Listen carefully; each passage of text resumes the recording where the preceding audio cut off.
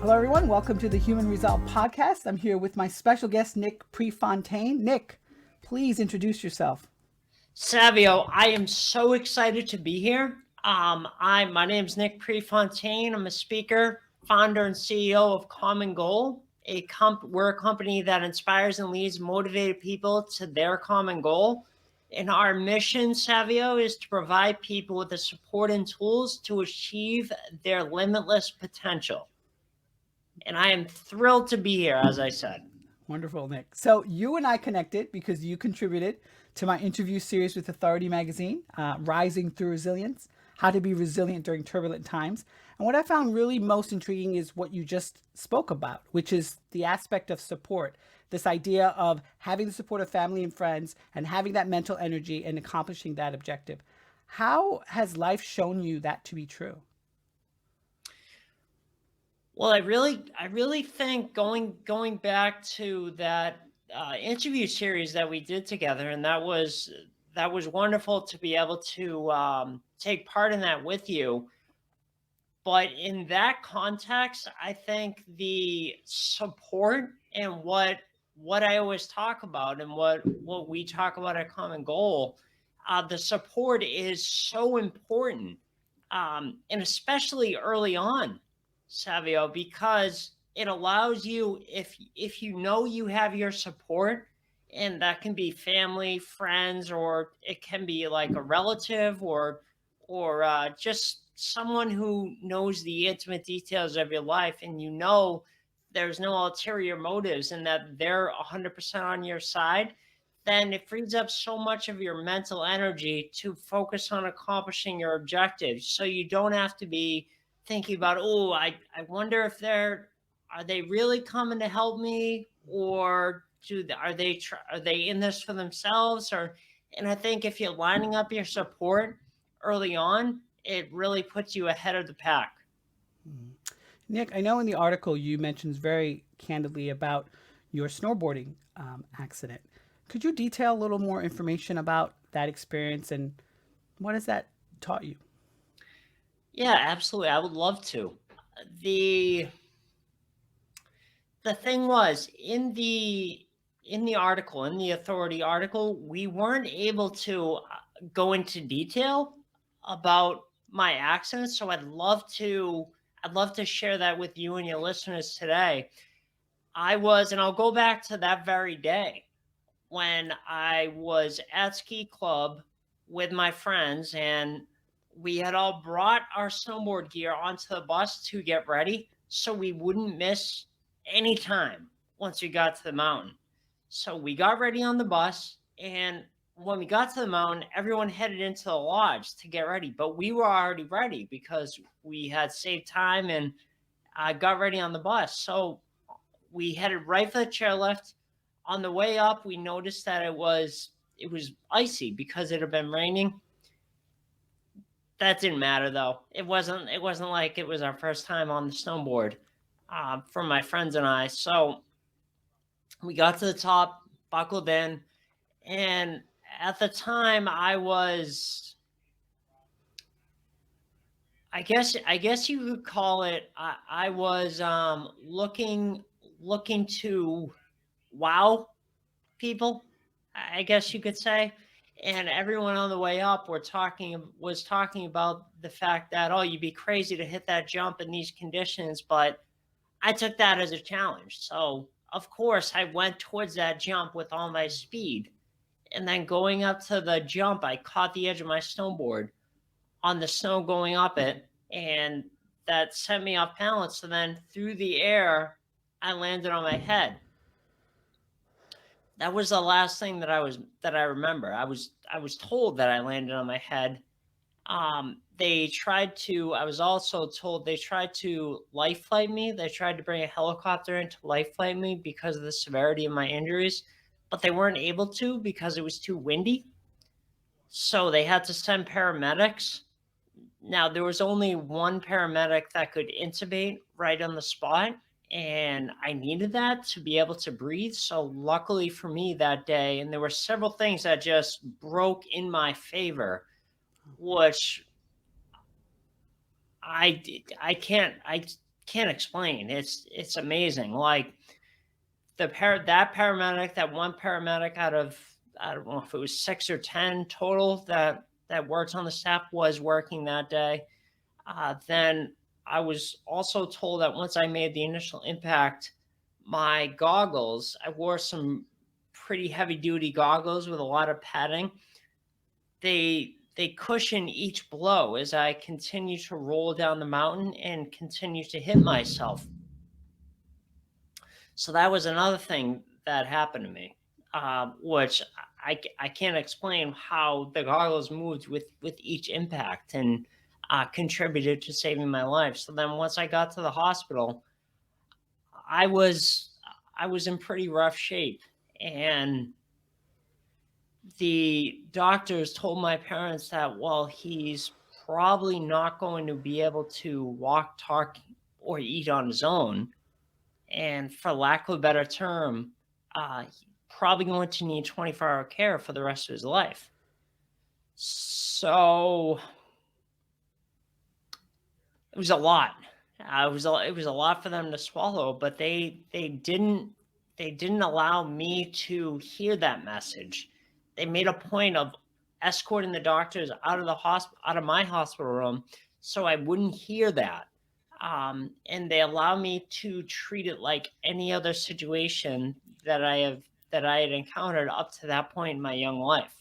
And as I said, I'm not sure if I've said yet. I was 14 years old, so they just allowed me to get up and treat it like everything else. I was told that I was in the coma for 3 weeks. I really don't remember a month because it was a partially induced coma. The coma had to be partially induced because when I made the initial impact, they said that I would have been out for roughly 7 to 10 days, but they were afraid that I would wake up and I would panic and I'd be, where am I? What's going on? What's happening? And then I already had swelling in my brain, so they were afraid that it would increase and I would die. So they had to induce me into a coma. And that's why I don't remember a month, because it was 3 weeks I was in the actual coma, but then coming out of it, it was probably another week or two that I really got my bearings and came to. And then after a month, I was transported to a rehab hospital in Boston. And that's where I began my journey of having to learn how to walk, talk, and eat again. And as I said to you previously, my parents didn't allow that message to come into my head, the doctor's prognosis. So I was basically able just to treat it like any other situation. Just get up, put put my best foot forward, do the best I could every day. And that led me to running out of the hospital less than 60 days later. Wow. You detail also, not only did you overcome and recover from that, but you ended up going and learning and shadowing your family business, the real estate business, and how that taught you. What I found really profound is that if you expect the help from others, you need to realize that they're on your side. Could you explain a little more context about that? Because I found that very intriguing. Yeah. Thank you for the question. The What I was talking about and what I was referencing is I learned that very early on, and that was shortly after my accident. It didn't. Someone had to reflect it to me that, wait a minute, you were knocking on doors in your family real estate business in some not so nice areas of cities, um, knocking on doors of people that hadn't paid their mortgage in months and sometimes years. At only 16 years old, only 2 years after your accident, and I was like, I kind of like sat back and I was like, oh yeah, that is kind of a big deal. But I didn't think anything of it. What I learned is that you you can't expect people to know that you're there to help them and you're going to be on their side and help them through whatever situation they're going through, unless you help them bring down their walls, because we all have walls up when we're dealing with anything foreign, anything new to us that we don't know, aren't familiar with, and don't understand. What I learned is we had to I first tried my initial approach, which was just to go and knock on the door and basically talk at the people and say, here's what I can do for you, and read off a script. However, what I learned is, after witnessing people that were having success doing it, is that you have to take a more, like, a relaxed approach, and you can't do that because that's going to immediately keep people's defenses up. You have to help them bring down their wall and do a softer approach, which is what I learned how to do. And that by doing that, really, people opened up to me and told me about their situation, what they were doing to fix it, and those nasty banks. And so um, that was a big lesson for me early on. And like I said, I was only 16 when that happened. Yeah.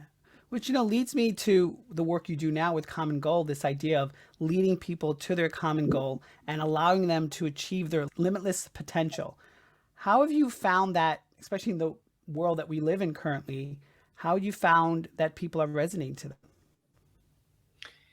Well, all right. So there's a few things with your question. So in order for anyone to achieve your limitless potential, you first have to get past, get to the other side of whatever it is you're dealing with and whatever it is you're going through.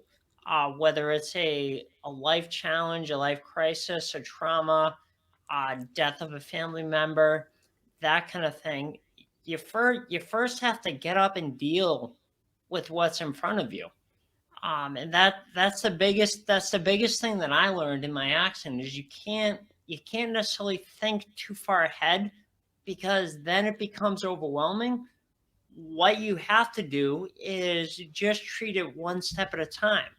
And that's really where the whole step methodology came from, that we talk about. And the first letter, the step is an acronym. The first letter of that is S, support. And that's what we already talked about.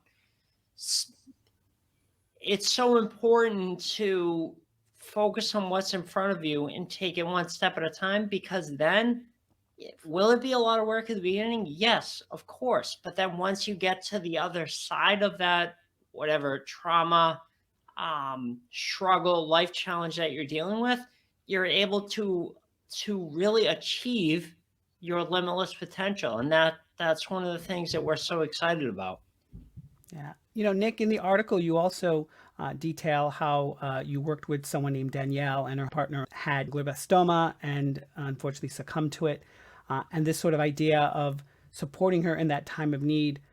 What has been your experience with dealing with a case like that? The thing is, and this is what I've learned about all trauma. Whenever anyone's going through a trauma, is people, whether it's friends, family, relatives, anything like coworkers, don't know what to say, because they immediately put their own, or it's not project, but that's the word that's coming to mind. Put their own, what it would be like to go through that for themselves. So they project their own experience onto other people, and therefore they freeze. They don't know what to do. And the most important thing is that we're able to just support people, to be there for them and to help them through that process. Because if we all, Savio, get quiet enough, and this is something that I've been working on actively since 2009, which is meditation. If you get quiet, if most of us in this world will get quiet for even just minutes per day, um, we often know what the right answer is, and we often know what the right thing to do is. But the majority of the world doesn't, or I can just speak to this country, um, doesn't know how to get quiet, and doesn't know how to even embark on the meditation, because it's such a loaded term that people feel like, oh, I can't do that because I don't, it's not like I have 20 minutes or 30 minutes or even 10 minutes in the morning. But really, all meditation is just getting quiet. You don't have to sit in a cross-legged position and hum different chants and light incense or anything. It's just getting quiet. That's all it is. So I think what I found is, if we just get quiet, most of us know what the right answer is. Yeah. Speaking of support, you beautifully express the support of your parents in allowing you to do the basic things that most of us take for granted, which is walking, talking, and eating, on how they really supported you through that process. I know the messages they gave you was about not focusing on the actual prognosis, but what else have they done for you in your life that has carried over? Oh gosh, you probably saw about reading about my experience, Savio, that they also put affirmations up all over the room. And that was at a point when it wasn't like I was getting up and running around the hospital floor. So I couldn't go anywhere. So it was the best thing for me, because that was all I saw. If I wasn't meeting with a doctor or in a therapy, which I had to do therapy for double sessions, um, 5 days a week. So I would get up in the morning. Um, an occupational therapist would teach me how to shower, and then I would get started on my physical therapy, then occupational therapy, speech therapy, then I would break for lunch, then I would do the whole thing over again. So speech, occupational speech, physical therapy, and that was 5 days a week for me. Wow. Wow. So, really wanted to come back to really the purpose of today's conversation, which is, how do you define resilience, Nick? To me, resilience is never giving up. It's keeping, and it really aligns. That term aligns with so much of me personally, and like what I believe in them, in term what we at Common Goal believe is getting up every day, no matter what, and keep taking that step forward, no matter how small. As long as you're doing that, there's no stopping you, and that there's no telling how much success you'll achieve in your life if you keep getting up and taking that next step, because that next step is always going to be available to you. And that's going to happen because you take your first step. And that's why it's so important to get started and to take your first step, whatever it is for you, whatever it is you're going through. Yeah. The word hope, which you mentioned a few times in the article, is a word that most people overuse. How do you find, or have you seen, individuals cultivating hope in their lives?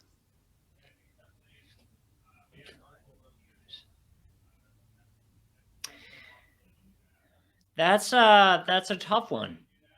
Find individuals cultivating hope. I think I can liken that, Savio, to my experience, which is going through my snowboarding accident. I really there wasn't a word that I used to say, okay, I'm going to have hope. It was just, I didn't have a choice. Everything everything was taken away, and the only choice I had was to keep getting up every day and taking that next step. Now, I can I can really use the your question to apply it to a different incident that I had later in my life. I was having, and I think I may have touched on this in the article. I was having, as 2012 came to a close, I was having some issues with my voice, and I was wondering, I was just looking everywhere for an answer and wondering what was going on, what I could do to fix it, and why my voice was a little bit off. And I'd like to share that with you because it applies to your question of how individuals cultivate hope. Because it was at the point when, and I'm not going to go into everything I did and all the people I went and saw and specialists and everything, but it was at the point when my voice was probably at its most difficult. And when I say difficult, it was hard for me to get the words out. That's what it felt like. It felt like it wasn't painful, nothing like that. It was just very constricted, like very constricted right here. So it was difficult to get the words out. But I think when my voice was at its worst, I knew that I had to be sharing this message. It's the strangest thing, but I knew at that time that I had to be spreading this message and sharing this message. And that's what led me to today. And that's to help people to get through whatever it is they're going through, trauma, life crisis, or other challenge. Because I don't know, Savio, it's just when I was going through that, and it's really hard to explain. When I was going through that, and I said that, I verbalized that to a few people around me that, oh no, I'm doing the wrong thing here. I gotta be doing this and following this calling and helping people this way and sharing my story from stage and helping people. What I was told is, oh, okay, good, but let's just help you get your voice back first. And it's funny. It's funny to laugh. Like I even laughed at the time. I was like, okay, yeah, we gotta work on this first. But I knew at that point that this is what I was meant to do. This is Yeah. what I was meant to do in my life. Yeah.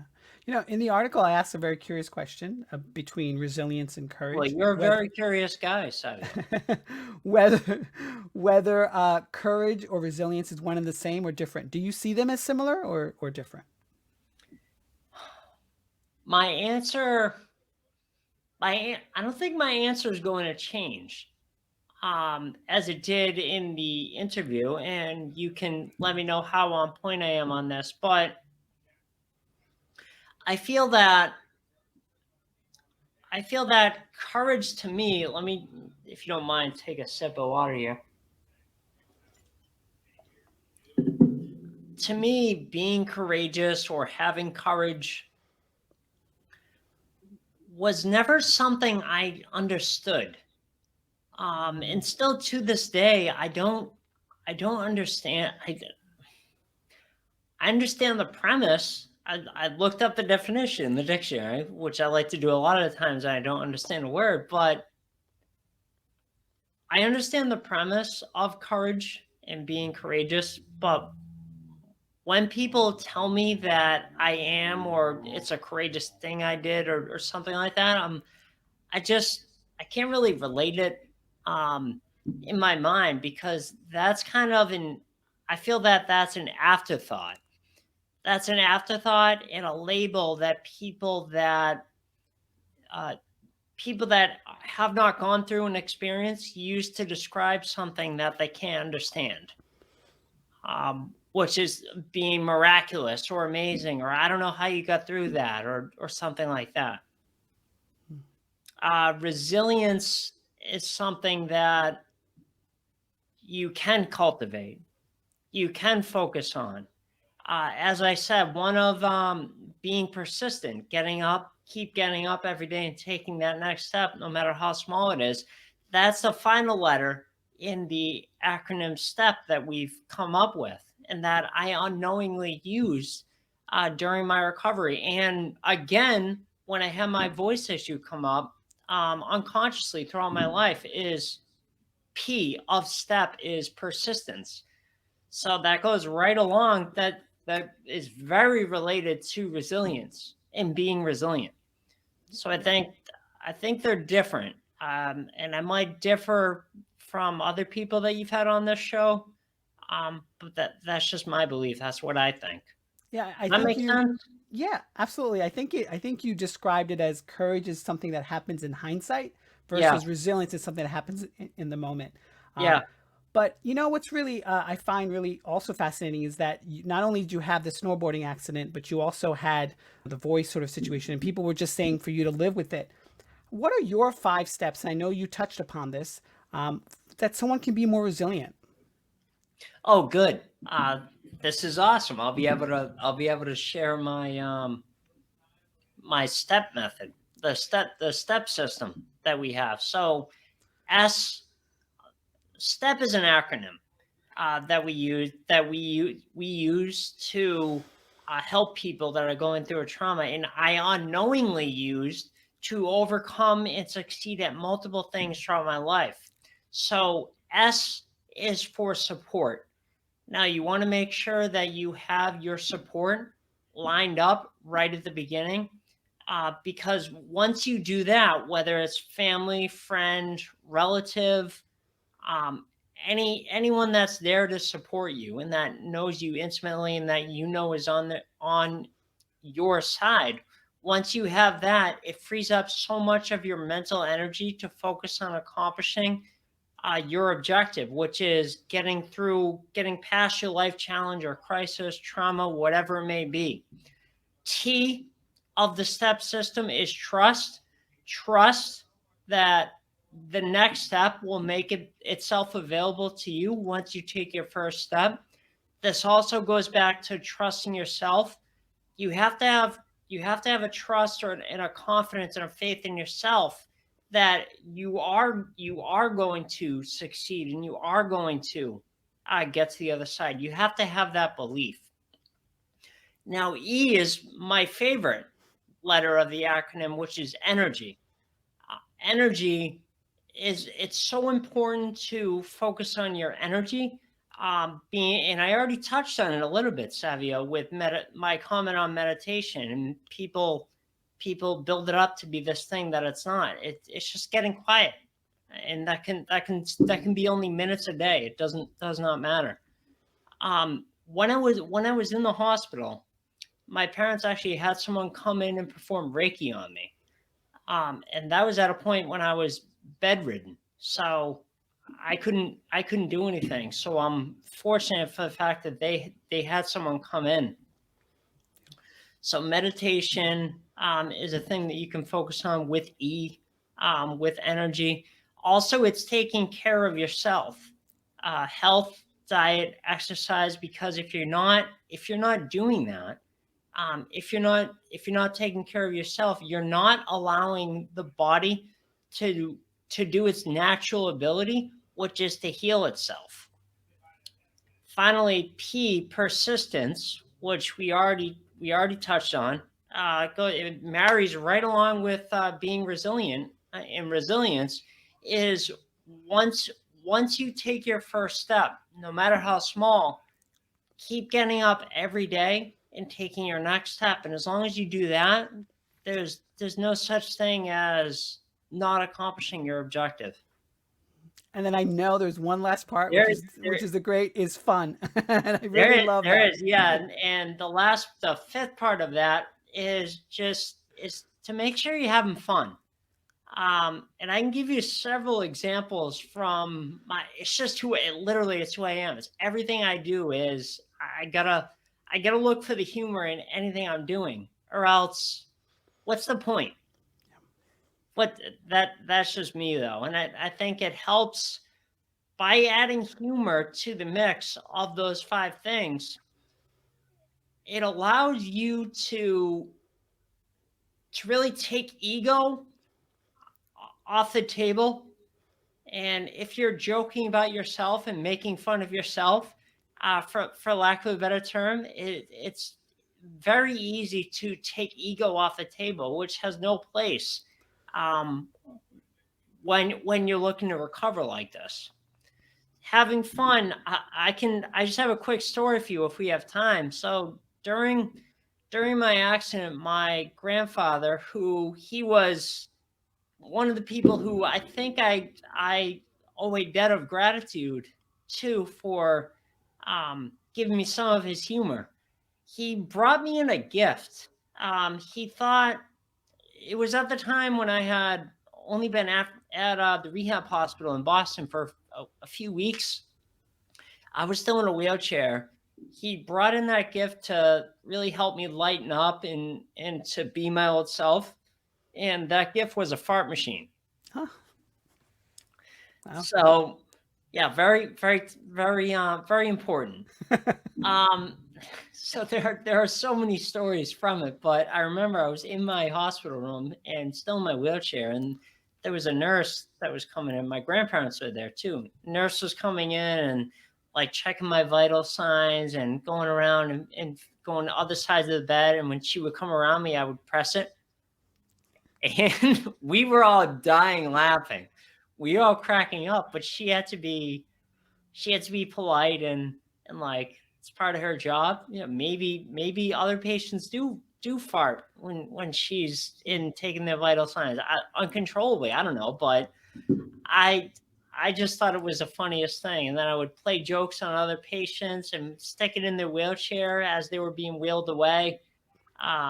There was a long hall where we had a cafeteria in the basement where they took me to have lunch. I stashed it in the wheelchair going down that long hallway, and whenever we would pass by a doctor or nurse, I would press it. And they you should have seen them. They would look and they'd be like they would look at my grandmother like, "Oh my god, I can't believe you." And I got a really big kick out of it, and I think it definitely helped in my recovery, and I to this day, whatever I do, it has to involve humor. Mm. So, Nick, I want The to fifth one, transition into this part. that's the fifth one. Oh, okay. I'm going to transition into the part where I call brainstorming. So, I asked a question about if you create a movement, what would that be? And you mentioned this whole acronym STEP and taking that first step. I just thought maybe you and I can talk for a couple of minutes here on how we can move that conversation or that idea forward in the world today.